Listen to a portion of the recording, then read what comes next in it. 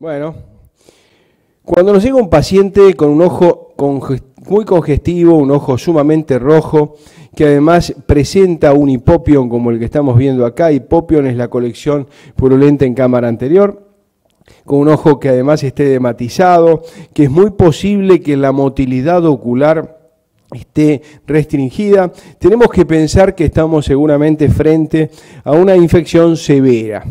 Debemos actuar con prontitud en estos casos, primero hacer una buena anamnesis para enfocar nuestro diagnóstico si estamos frente o no a una etiología de origen micótico o una etiología de origen bacteriano.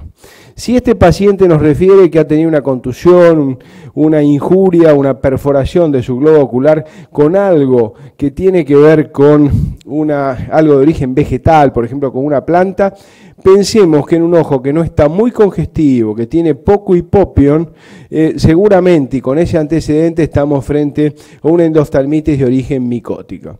Pero si nosotros estamos frente a un paciente que viene con un ojo sumamente rojo, que además tiene una colección purulenta significativa y que refiere el antecedente que ha tenido un traumatismo con otro elemento, de pronto no sé, estaba trabajando y con algo de origen metálico se clavó en el ojo, le perforó la córnea, o este paciente ha sido intervenido quirúrgicamente y en su posoperatorio inmediato o no, o a la semana o a los 10 días, debuta con un cuadro como esto, seguramente no estamos frente a una endoftalmitis de origen micótico, sino estamos frente a una endoftalmitis de origen bacteriano. ¿Para qué vale la pena el distingo? No solamente para poder decir si lo tratamos con antibióticos o lo tratamos con antimicóticos, sino fundamentalmente esto nos va a hacer la referencia como para poder hacer el distingo de cómo debemos actuar con prontitud. Porque ¿qué es lo que debemos hacer? Las horas nos corren acá en cuanto al tiempo, por varios factores. Primero porque hay un ojo que se llama simpatizante y el otro simpatizado.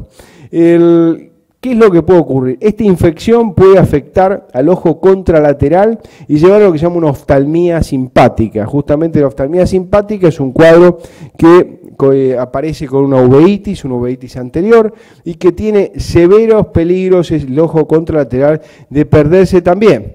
Y por otro lado, tenemos que pensar que si esta infección permanece unos días en el ojo, son altas las posibilidades que esta infección tome el seno cavernoso y nos lleve a nuestro paciente al óbito.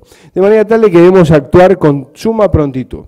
Esa suma prontitud, cuando estamos frente a una infección, yo diría que es de vital importancia derivarlo inmediatamente al oftalmólogo, para que el oftalmólogo lo encamine a este paciente. Pero en el caso que no tuviéramos esa posibilidad de poderlo derivar en forma inmediata al oftalmólogo, porque está muy distante del lugar donde nosotros estamos atendiendo y a lo mejor lleva más de 24 horas este paciente en llegar, si nosotros tomamos el recaudo de lo que yo les mencionaba, de que estábamos frente a un paciente que tenía el antecedente de algo de origen vegetal, o las otras etiologías que podíamos pensar que pudieran ser de origen bacteriano, entonces lo primero que vamos a hacer es hacer una punción, una paracentesis de la cámara anterior. Y colocaremos algún anestésico tópico, en ese caso, como vamos a hacer una paracentesis, yo diría que tendríamos que recurrir a alguna farmacia para que nos venda un anestésico tópico, porque seguramente con la silocaína al 2%, como hemos hecho, era ilustrando en algún momento acá la posibilidad del uso de la misma, yo considero que en este caso no va a tener la anestesia que pretendemos. Entonces en ese caso sería importante contar con un anestésico tópico.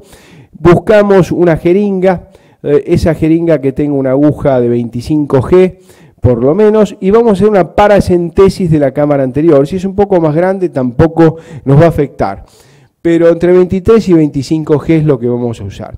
Entonces hacemos una paracentesis a nivel del limbo esclerocorneal, buscamos que nuestra aguja no vaya en posición perpendicular al ojo, sino que vaya en forma paralela al limbo. ¿Por qué? Para de esa manera evitar nosotros con la aguja tocar el cristalino, donde tenemos altísimas probabilidades de provocar una catarata. Si hacemos esta paracentesis nos va a servir para tres cosas. Primero, vamos a poder obtener a través de la paracentesis que se abra la barrera hematocular y poner de esa manera un montón de mecanismos de defensa para este globo ocular. Segundo, nos va a permitir tomar material, aspirar y sacar material de la cámara anterior para hacer un estudio en un saburó y en un bacteriológico. Y tercero, si nosotros ya tenemos las altas sospechas de que estamos frente a una micosis o una bacteria, lo vamos a tratar. Y vamos a hacer entonces dejar en la cámara anterior, en diluciones específicas, vamos a colocar allí la posibilidad de anfotericina si estamos frente a una micosis, o amicacina o ceftacidina si estamos frente a un problema bacteriano. Ustedes me dirán, pero ¿por qué ya nos jugamos a colocar el antibiótico en la cámara anterior? Porque el tiempo nos corre. Ustedes saben perfectamente que un saburó, hasta que tengamos el crecimiento de un hongo y podamos tipificarlo y poder saber cuál es, se nos va mucho tiempo, y el tiempo acá son horas preciosas que nos van a poder salvar no solo el ojo de este paciente, sino a lo mejor la vida de nuestro paciente, de manera tal que queremos actuar con prontitud. Si sabemos que estamos frente a una bacteria, dejaremos el antibiótico. Conjuntamente con esto, se hacen diluciones del antibiótico o del antimicótico en soluciones de lágrimas artificiales, donde le vamos a indicar al paciente que coloque una gota por hora, como ustedes escuchan, una gota por hora, durante 24 horas. Le prescribimos atropina al 1%, también una gota cada 8 horas, y le pedimos que nos vuelva a ver a las 24 horas. Lo ideal sería que a las 24 horas no nos vaya a ver un oftalmólogo, no vaya a ver un clínico, porque ya el resorte del resto de la patología la va a manejar un oftalmólogo. ¿Y cómo lo va a manejar? Si vemos que se ha hecho refractario a la medicación que hemos hecho en forma intracamerular, al hacer la paracentesis, en forma tópica a través de las gotas, una de las formas que tenemos a las 24 horas es hacer inyecciones intravítreas de cualquiera de los fármacos de acuerdo a la etiología que estamos pensando que se trata. Ustedes saben que el crecimiento, un gran positivo, un gran negativo, lo vamos a tener rápido. Y entonces ya estamos orientándonos que estamos frente a una bacteria. Pero en caso de que sea la micosis, nos va a llevar mucho más tiempo. Así que hacemos el tratamiento, como yo les decía, con inyección intravítrea, del antimicótico o del antibacteriano. Posteriormente a eso seguimos con las gotas, una gota cada hora. A las 48 horas de haber iniciado el cuadro, lo volvemos a ver al paciente, y este paciente vemos si evolucionó favorablemente o no. Es fundamental de que veamos si tiene una buena motilidad ocular, porque en la medida que esto empieza en la cámara anterior, pero esto se extiende, llegan a infiltrarse hasta los músculos intrínsecos del ojo, y la motilidad ocular pierde de estar conservada, está fijo en algunos territorios, y entonces ahí ya se está convirtiendo el cuadro en mucho más complejo, y seguramente debemos actuar en forma urgente desde el punto de vista quirúrgico. En aquellos casos que todavía la motilidad ocular no está afectada, pero que sí vemos que ya la infección no cede, y a pesar de las inyecciones intravítreas que podemos hacer una por día, 3 inyecciones, entonces debemos proceder a hacer una cirugía sumamente compleja, que por supuesto lo hace el oftalmólogo que hace cirugía vitreoretinal, que se llama vitrectomía, donde accedemos al ojo por diferentes vías. Tenemos a 4 milímetros del limbo esclerocorneal, e ingresamos con una solución normotónica para mantener el ojo con una tensión ocular constante, donde tiene un Ringer lactato, y en la vía del Ringer lactato estamos permanentemente con una infusión del antibiótico del antimicótico.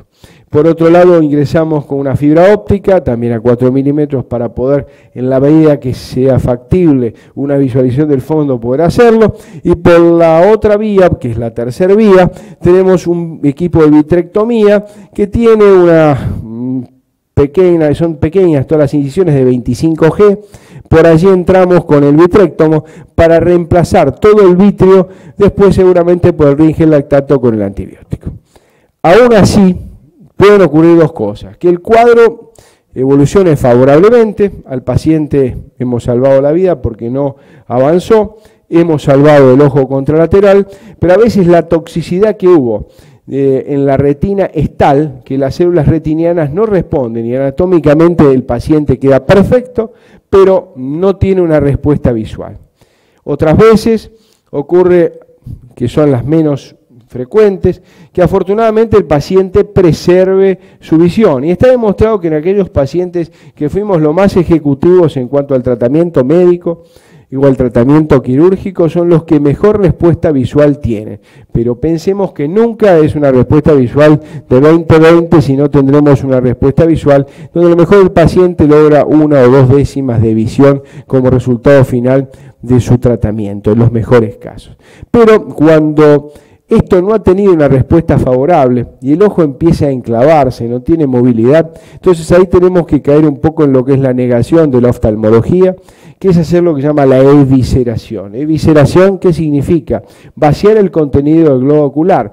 Enucleación es cuando sacamos todo el globo ocular, que está destinado fundamentalmente para los tumores. Por ejemplo, el melanoma de coroides, cuando son muy grandes, exceden los 12 milímetros, hacemos una enucleación. En este caso, la evisceración, vamos alrededor del limbo esclerocorneal, sacamos toda la córnea y hacemos un curetaje de todo lo que es el interior y nos queda la esclera y la conjuntiva, donde hacemos implantes después de hidroxiapatita o una bolilla de acrílico, que la bolilla de acrílico en muchos casos la expulsa al cabo de 1 año, 1 año y medio. Lo que mejor tolera el ojo es la hidroxiapatita, que va a servir este globo ocular vacío pero con este contenido para hacer de munión para alojar una prótesis a futuro. Bueno, acá vemos otro ejemplo de endoftalmitis, donde ya sí aquí hay un compromiso importante de la conjuntiva, y este paciente no solamente tiene ese compromiso de la conjuntiva, sino ustedes ven que tiene un edema palpebral significativo, donde hay una colección purulenta, inclusive que más allá de la cámara anterior, sino los párpados tienen, donde están a la altura de las pestañas, tienen gran colección purulenta. Esto generalmente es de muy mal resultado, muy mal pronóstico, y tenemos más de una vez en estos casos que hacer una evisceración. Acá tenemos otro cuadro donde hay una colección purulenta severa, donde hay un compromiso importante de la cámara anterior y un hipopión con nivel. Pero ustedes ven que es un ojo no muy congestivo. Entonces, todo paciente que acude a la consulta con una colección purulenta en cámara anterior, que tiene los antecedentes de que tuvo alguna injuria con algo de origen vegetal, o un antecedente quirúrgico, o algún traumatismo que comprometió la córnea y que perforó el globo ocular, debemos pensar de que lo más probable es que estemos frente a una endoftalmitis. Debemos actuar con rapidez, en la medida que sea factible derivarlo inmediatamente al oftalmólogo, al especialista que se va a ocupar en esto. En el caso de que tengamos muy distante el oftalmólogo, que diste más allá de 24 horas, tenemos que hacer los colirios que mencionábamos con una dilución, ya sea con antibióticos o con antimicóticos, y una buena paracentesis donde dejaremos en cámara anterior el antibiótico o el antimicótico, que nos va a servir además para tomar el material y mandarlo al laboratorio. Pensemos que estamos no solo frente a la posibilidad de la pérdida visual de este ojo, sino actuamos rápidamente, sino a la pérdida del ojo contralateral, y no solamente eso, sino que estamos frente a la posibilidad del óbito en este paciente. Muy bien, gracias.